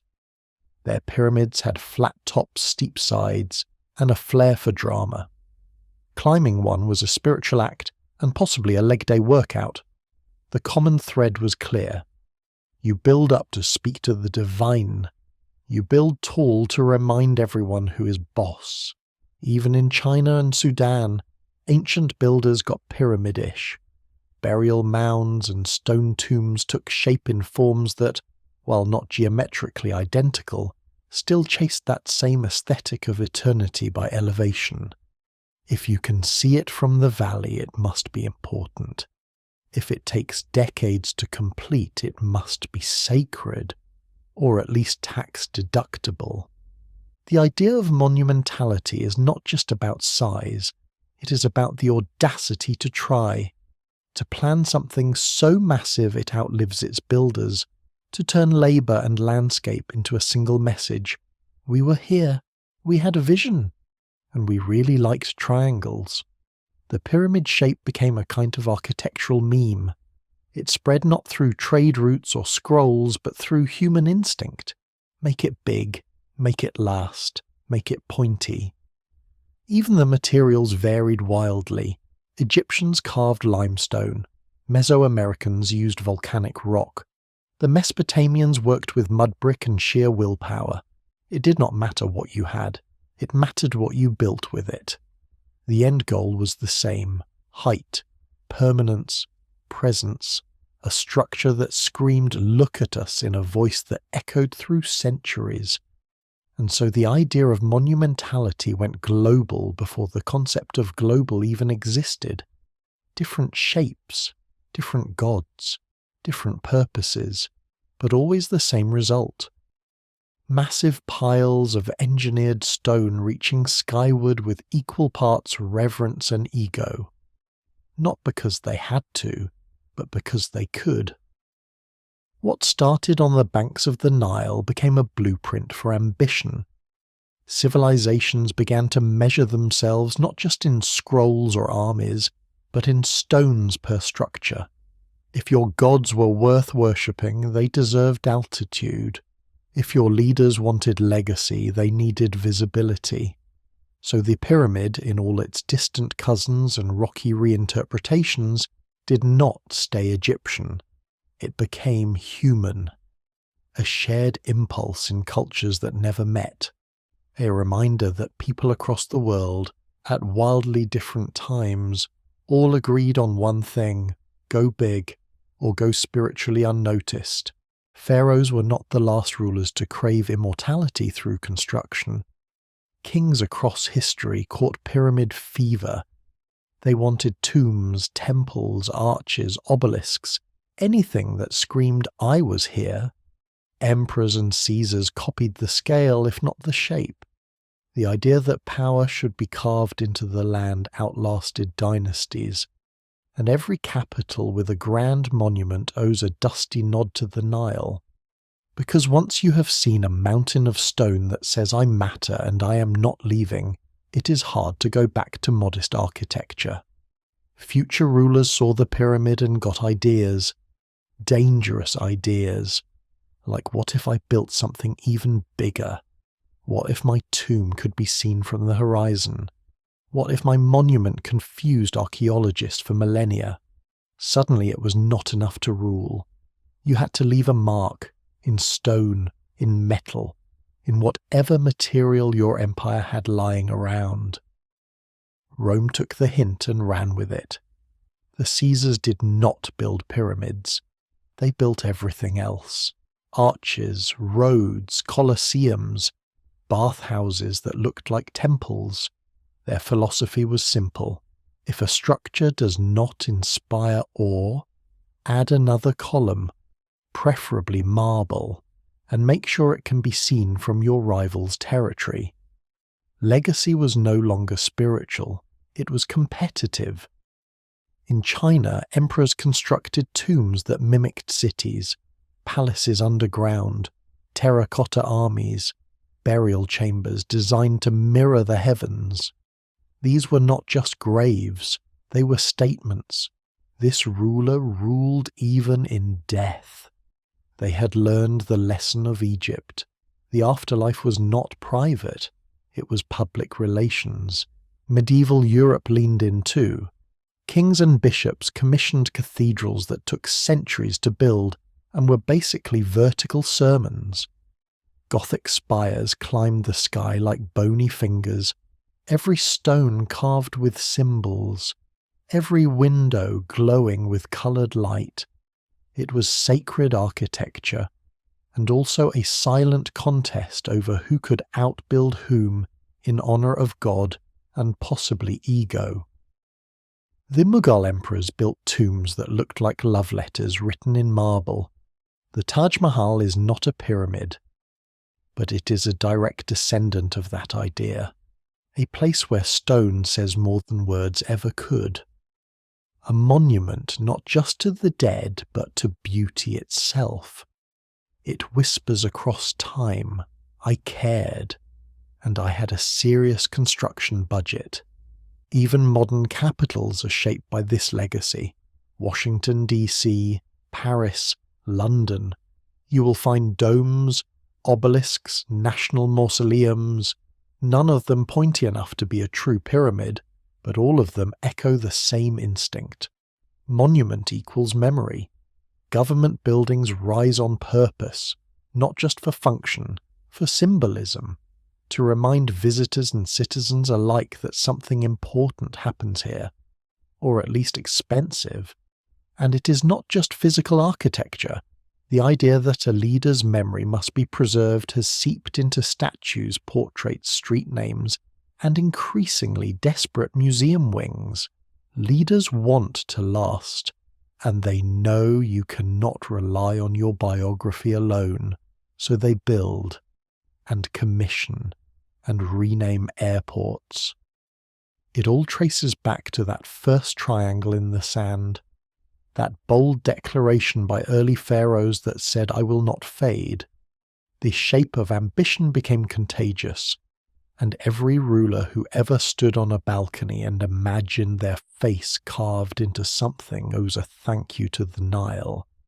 Because the pyramid did not just change architecture, it rewired the way power expressed itself. It taught history's most powerful people one very dangerous thing. You do not just have to lead, you have to be remembered, preferably in stone, preferably forever. Over time, the pyramid shape stopped being just architecture and started becoming shorthand. For mystery, for eternity, for buried secrets and cosmic truths. In religion, in poetry, in branding, it became a symbol. Triangles meant power. The pointed shape whispered of heaven. The pyramid turned into an icon, free from geography. Just seeing one made you feel small and a little curious. It is the kind of shape that lingers. You do not have to explain it. You just see it and know something serious is going on. Somewhere between geometry and cosmic ambition, the pyramid went from structure to metaphor. A simple triangle with a deep spiritual resume. It stood for stability, for ancient wisdom, for whatever you were hoping to sell or believe in that day. Religions picked up on this first. The pyramid's rising form mirrored the spiritual journey upward from earth to sky. It became a natural metaphor for enlightenment, ascension, or just climbing out of existential confusion. Some faiths used it to represent divine order. Others saw it as a cosmic ladder, a stone-shaped prayer pointing home. The pyramid became holy by association. You did not have to believe in mummies to feel its sacred pull. Poets and philosophers followed, never ones to miss a good metaphor. The pyramid became a stand-in for permanence, for legacy, for the quiet panic that maybe we will all be forgotten unless we stack something impressive and pointy before we die. Writers compared it to memory, to ego, to the weight of time itself. The pyramid was both grave and glory, a shape that carried its own drama. By the time branding experts got their hands on it, the pyramid had gone fully symbolic. It popped up in logos, company seals, school emblems, and wellness brochures with suspiciously confident fonts. It suggested power, order, prestige, occasionally enlightenment, especially when surrounded by sunbursts or floating eyes. Nothing said trust us with your money like a triangle that looked like it held ancient secrets and low interest rates. Governments liked it too. It found its way onto currency, stamps, and official insignias. The pyramid shape implied tradition, authority, the kind of institutional permanence that made you forget how often things changed behind the scenes. Even conspiracy theorists got in on the fun. Add an eye to the top and suddenly you had the symbol of secret power, shadowy organizations, and possibly time travel. The pyramid was now doing double duty as both sacred geometry and tinfoil hat headquarters. It is not that people forgot what pyramids were. It is that they stopped needing to explain it. The shape did the work. It suggested history without details, depth without clarification. It let everyone project their own meaning onto a form that had once been a tomb and was now a psychological canvas. Even in modern art and architecture, the pyramid refuses to retire. It shows up in museums, shopping malls, and futuristic buildings that all quietly whisper, "We are smarter than we look." You could walk through an airport and see 5 pyramids before breakfast. Small ones, glass ones that try very hard not to be noticed but still carry that same quiet authority. The pyramid became the go-to symbol for whatever needed to look wise, timeless, and vaguely mystical. It sold everything from luxury watches to self-help seminars. Because deep down, people still feel it. That strange respect for a shape that once held kings and now holds meaning. So the pyramid in its purest form became a symbol not of what we know, but of what we believe might still be hidden. A shape that does not just point upward, it points inward, toward mystery, toward curiosity, and toward that part of us that still wonders what might be waiting at the top. Greek scholars took notes. Islamic scientists copied diagrams. Egyptian geometry went global. Angles, ratios, and alignments turned into textbooks. The math of pyramids helped shape astronomy, architecture, even philosophy. Not because it was abstract, but because it had been proven, measured, lived. The numbers behind the pyramid became part of the world's intellectual DNA. This was not math made up in a quiet room with a chalkboard. This was math done under the sun, with ropes and rocks and people watching. It was practical math, real math, the kind that held up ceilings and aligned with stars. It was tested by time and weight, and the daily risk of being squashed by limestone, which honestly is the best kind of peer review. Greek thinkers like Pythagoras and Euclid eventually heard whispers of Egyptian geometry and said, "Tell me more." They studied triangles and proportions and began connecting those with cosmic patterns. To them, the pyramid was not just an object, it was a proof, a physical representation of harmony, order, and that universal feeling of trying to get your measurements right on the first try. Later, scholars in the Islamic Golden Age picked up those ideas, added their own brilliance, and ran with it. They translated ancient Egyptian and Greek works, expanded on them, and began applying mathematical precision to everything from mosques to medical tools. The pyramid's math did not stay stuck in the sand. It flowed through libraries, lecture halls, and eventually spreadsheets. The thing that made pyramid math special was how rooted it was in the physical world. It was never just theoretical. It had to work. The slope could not just look pretty on papyrus. It had to hold weight. It had to survive earthquakes, erosion, and the occasional goat. The result was geometry you could trust. Angles that had literally stood the test of time. Architects took notes. Builders stole tricks. The idea that form and function could be balanced by numbers made its way into temples, amphitheatres, and eventually even aqueducts. You could trace a line from the pyramid's golden ratio to the floor plan of a cathedral. You could see echoes of Egyptian proportion in Roman arches and Islamic tile work. Even today, many architects still speak of form following function like it is a revelation.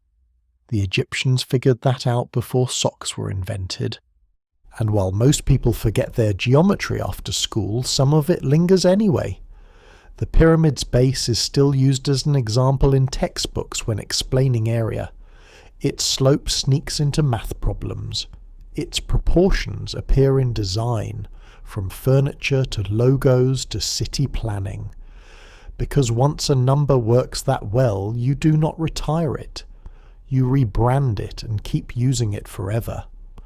The pyramid's math also helped people start thinking in systems, in cause and effect, in inputs and outcomes. The logic of construction spilled into early philosophy. It influenced how people saw the world. Suddenly the universe looked a little less chaotic. If numbers could build this, maybe numbers could explain other mysteries too, like the stars, or tides, or why socks disappear in the laundry. Of course, the original builders never claimed to be mathematicians. They were just solving problems with the tools they had. But those solutions became the foundation for something bigger. A quiet revolution in how humans measured and understood the world. So while the outside world marvelled at the pyramid's size and mystery, something else was travelling silently. The math, the measurements, the mental blueprint. It moved from minds to manuscripts to modern minds again. And so the pyramid's numbers kept walking, from stone to scroll to screen, quietly reminding the world that math is not just a subject. Sometimes it is the only thing holding up the ceiling. Today, the pyramids are not just Egyptian. They belong to the world, protected by treaties, visited by millions, studied, scanned, and sometimes misunderstood, but always respected. They are more than ruins. They are reminders that humans once lifted stone to the sky and dared to make forever. There is something about them that still stops people mid-sentence. In a world of skyscrapers and satellites, the pyramid remains one of the most impressive things humans have ever done with no electricity and a lot of rope. Tourists stand in the desert heat, necks craned, arms raised for a selfie, and for one brief moment, nobody is talking about email. That is power. Countries argue over many things, but most agree on one. The pyramids matter. They are not just heritage sites. They are cultural bookmarks, time capsules made of limestone. International organizations have set up entire committees just to make sure no one sneaks a soda can into a burial shaft.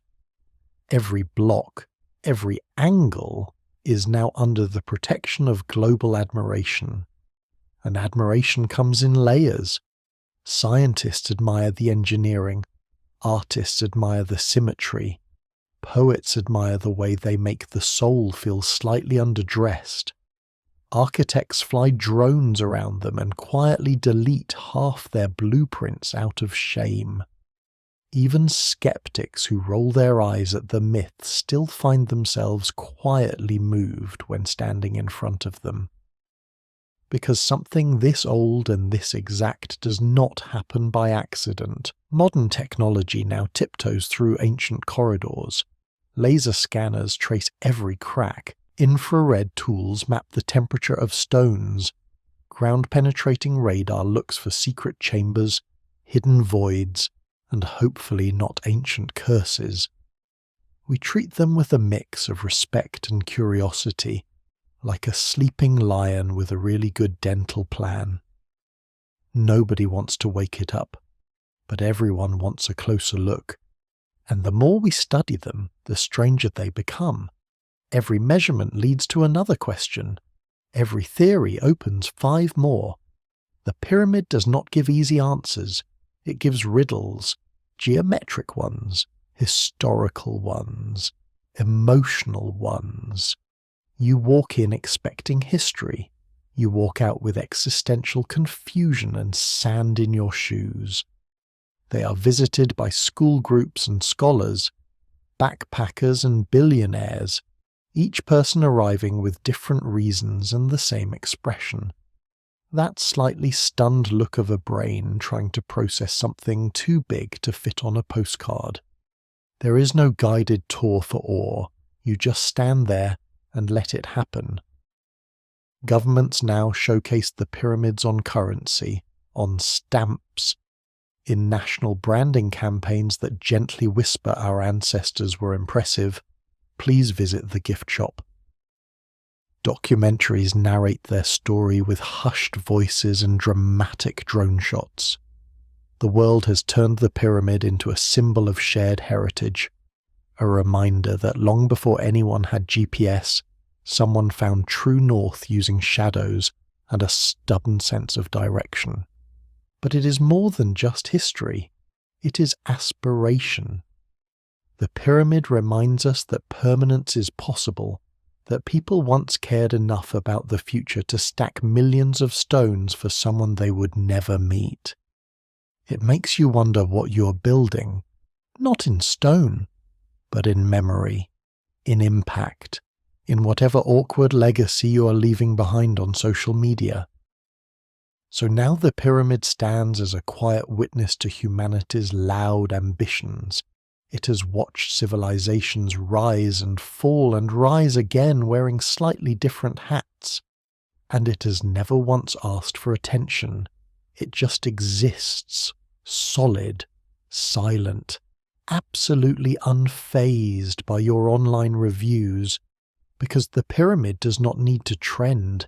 It already made history, and then it decided to stay. Suddenly, pyramids were everywhere.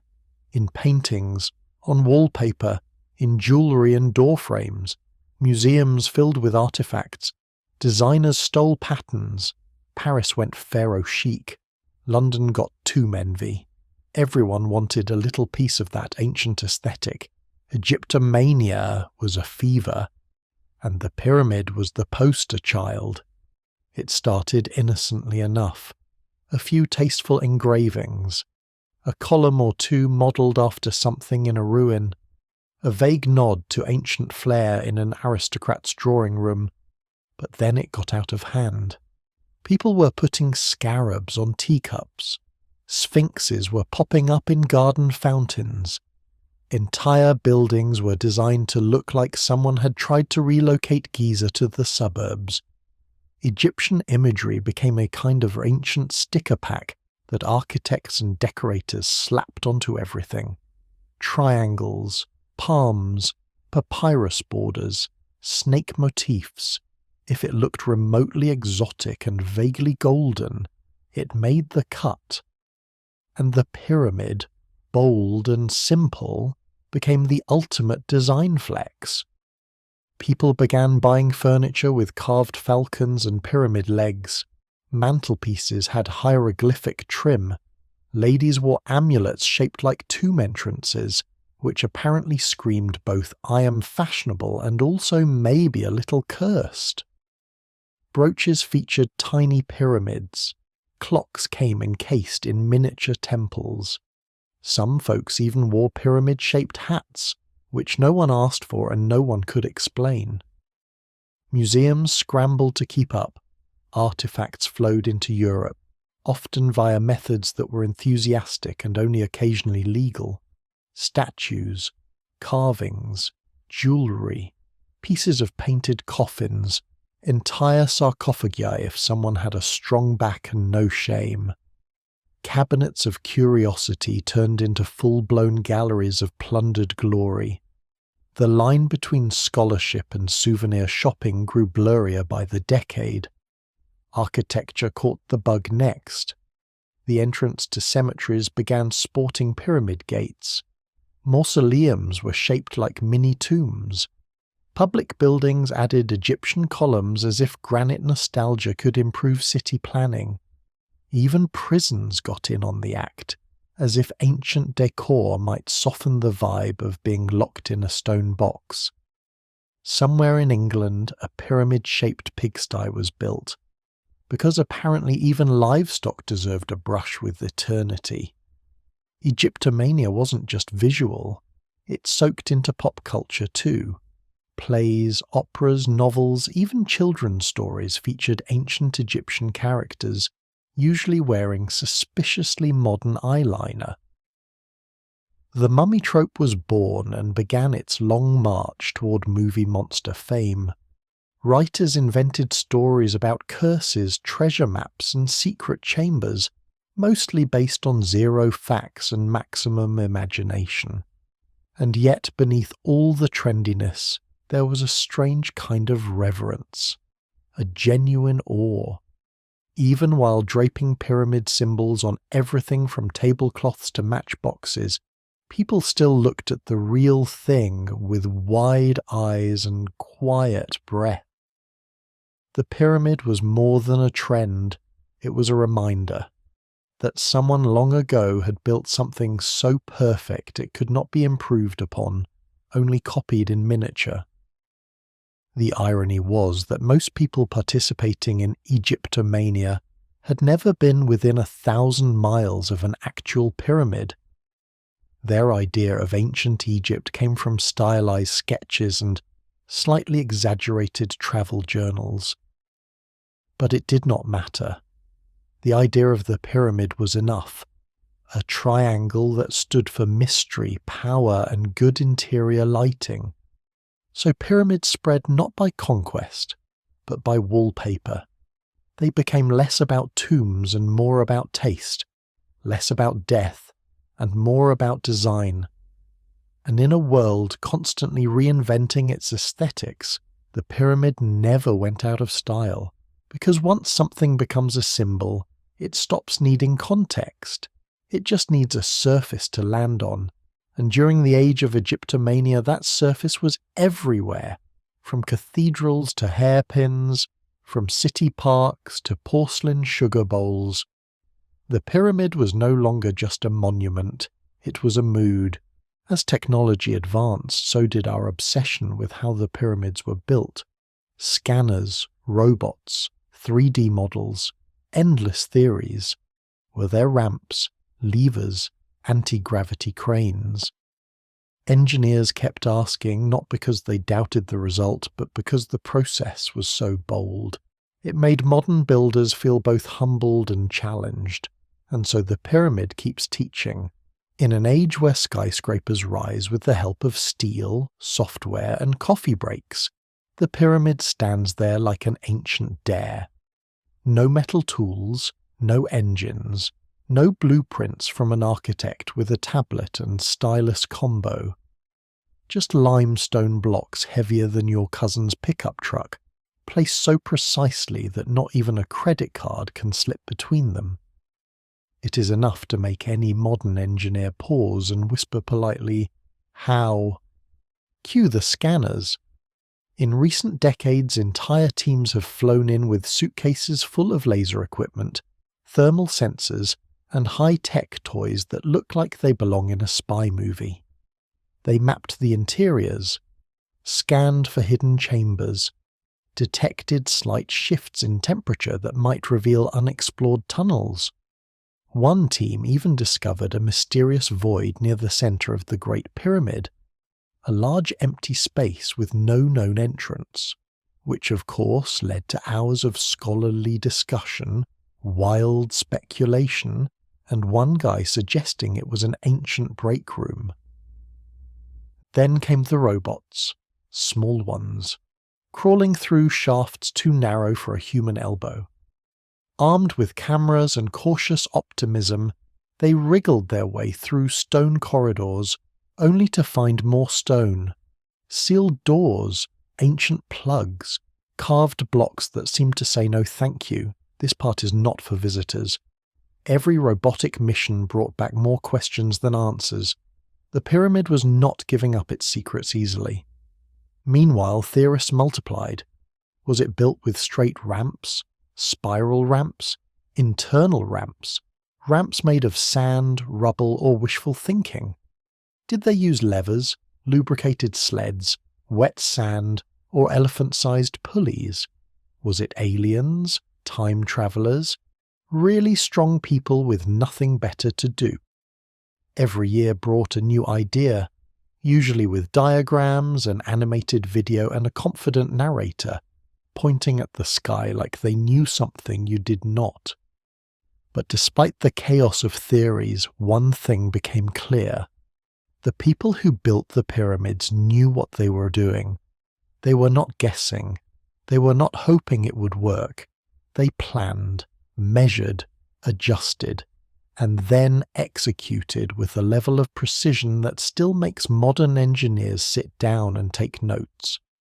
In fact, many engineers have confessed something quietly. The pyramid is intimidating. It should not exist, not at that scale, not at that level of precision, not with those tools. And yet, it does. It stands as a reminder that brilliance did not begin with electricity or reinforced concrete. Sometimes it began with a rope, a plumb bob, and a generation of people who understood gravity better than most physics textbooks. This is why the pyramid has become more than a monument. It is a case study, a challenge, a blueprint from a time before blueprints, Engineering schools now include it in their curriculum, not as a quaint relic, but as a real example of what humans can accomplish when they ignore everything labelled impossible. Modern builders visit and leave with a new kind of respect. Because for all our cranes and cranes that build cranes, there is something humbling about walking around a building that has outlived entire civilizations and still refuses to lean. It does not creak, it does not settle, it just stands there, mockingly perfect. And so the obsession continues, not to disprove it, but to understand it, because the more we learn about how they built it, the more we learn about how we build today. The pyramid is not just a structure, it is a conversation between the past and the present, a silent masterclass in logistics, labour and limestone. And perhaps the best part of this obsession is that the pyramid never answers back. It lets you bring your scans, your theories, your fancy robots. Then it just sits there, patient, unmoved, watching generation after generation squint at it with curiosity and reverence. Because in the end, maybe that is the final lesson. You can measure a pyramid, you can scan it, model it, simulate it, but you cannot reduce it. You can only respect it. The pyramid still makes people crane their necks and wonder. It represents scale, vision, permanence. We look at it and feel small in a good way, inspired, intimidated, hopeful. It reminds us that the impossible might just be a few thousand stone blocks away if you start stacking. You do not have to understand how it was built to feel something. You do not have to know the geometry, or the labour statistics, or the volume of limestone dragged across the desert. You just have to look up. And when you do, something ancient stirs in your brain. The pyramid invites silence. Not the awkward kind. The kind that humbles you in a very polite, very triangular way. It is the shape. That slow, steady rise. The way it begins wide and grounded like it knows the earth personally. Then it climbs. Not in a rush, not in a spiral. Just up. Deliberately, as if it has all the time in the world. Because it does. You stand at its base and suddenly your worries shrink. Your deadlines feel silly. Your group chat arguments dissolve into dust. The pyramid has been through empires, storms, wars and tourism season. It can handle your inbox. There is something comforting about a building that does not move. It does not bend, it does not wobble, it just stays, through sun and sand and centuries. It is a monument to the idea that maybe some things are worth doing slowly. That effort matters, that permanence is not always about resisting change, but about embracing time, layer by layer. We look up because the pyramid is the opposite of most things in modern life. It is not optimized. It is not sleek. It does not update. It does not have an app. It does not beep. You cannot swipe it. You cannot scroll past it. The pyramid is unsubtle, heavy, obvious. There is nothing minimalist about it. And that is why it works. It is a reminder that big things do not need to explain themselves. They just are. They exist. And that is enough. The pyramid does not try to entertain. It does not change colour or follow trends. It offers no interactive features. It just makes you feel something by standing still. And somehow, that feels revolutionary. You could call it timeless, but that almost sounds too casual. It is more than that. It is time-full. Every block holds 1,000 moments. Every angle contains the breath of someone who hauled it into place. The pyramid is not just about what we can build. It is about what we are willing to carry for the sake of something larger than ourselves. And maybe that is why people keep returning. why they travel across continents to stand in the heat and squint up at stone, not because they expect answers, but because they want to remember what questions feel like. The pyramid does not hand you meaning. It just holds space for you to make your own. Even replicas have this effect. You could be in a hotel lobby shaped like a triangle and still feel something shift in your posture, still find yourself looking up, still get the tiniest flutter of wonder that somehow, somewhere, humans figured out how to defy both gravity and humility with a stack of rocks and a very determined work ethic. It makes sense that we turned it into a metaphor for success, for struggle, for spiritual progress. The pyramid gets it. Start at the bottom, climb steadily, narrow your focus, reach the top. It is both map and myth. Whether you are chasing enlightenment or just trying to finish your to-do list, the pyramid has something to say, quietly, patiently, without judgment, because it does not need to shout. It has presence, it has scale. It has the confidence of something that does not care if you understand it fully. It is content to exist. And that kind of quiet power is rare. So we keep looking up, in curiosity, in search of whatever it is that made people risk everything to build forever. We look up not because the pyramid demands it, but because we cannot help it. And somewhere between the base and the tip, we feel it again. That small spark, that ancient whisper, keeps stacking. Even now the pyramid lives on, in skyscrapers, in spreadsheets, in the quiet urge to leave something behind that says, I was here. Not everyone builds in stone, but the instinct is the same, to shape, to endure, to climb. In that way, every civilization carries a little pyramid in its heart. It shows up in the oddest places. You see it in office buildings that stretch toward the clouds, made of glass and steel instead of limestone. In city skylines that echo the same hunger for height and permanence. You see it in to-do lists with bullet points arranged like a miniature monument to productivity. Finish this, then this, then this, until you reach the top. A small digital pyramid disguised as a Monday.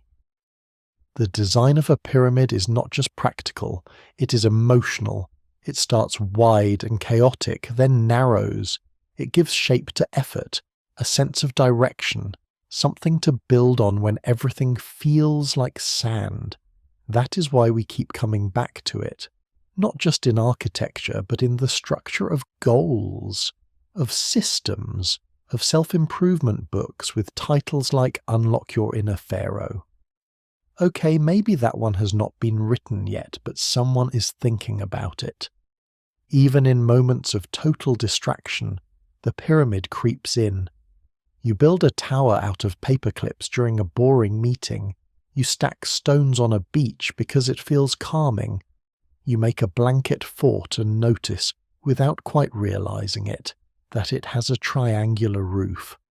Somewhere in the back of your mind, your inner architect is whispering, make it strong, make it pointed, make it last. We are not all hauling blocks under the sun anymore, but the impulse is still there, the desire to create something that outlives us, something that says we mattered, a painting, a book, a garden, a child, a playlist called Songs to Survive the Afterlife. Even memes, fleeting as they are, all of it is an echo of that same ancient urge to leave a mark, to be seen. Some people build literal monuments, bridges, schools, skate parks with inspirational plaques. Others build quietly. They mentor someone. They teach. They pass on stories or soup recipes or obscure family trivia that somehow becomes sacred. And while none of these things involve perfectly cut limestone, they all share that pyramid energy, that slow stacking of meaning. it is also there in the way we organize. We create structures with layers, teams with hierarchies. Even the food pyramid tried to get in on the action, suggesting that your diet was just another system to be climbed. Carbs at the bottom, fats at the top, a monument to nutrition that caused more confusion than clarity, but at least looked nice in triangle form. The pyramid is not about ego, or at least not just about ego. It is about the need for shape, for something that stands up to time. That is why it keeps showing up in places that have nothing to do with ancient Egypt. A stacked arrangement of books on a coffee table. A kid building with blocks until gravity says no. A choir arranged by vocal range. All of them tiny tributes to a very old idea. And maybe that is the strange comfort of it, that no matter how chaotic life gets, the pyramid reminds us that order is possible, that we can begin at the bottom, disorganized and unsure, and work our way up, one block at a time. No shortcuts, no cheat codes, just repetition, alignment, and hope. The truth is, most of us will never build anything that lasts 4,000 years. We will not align our lives with the stars or carve our dreams into stone, but we do try, every day, in small invisible ways, every time you create something with intention, every time you choose to endure, every time you leave a little piece of yourself behind for someone else to find. That is the pyramid in you. Not tall, not famous, not guarded by sand and mystery, but still standing and still rising.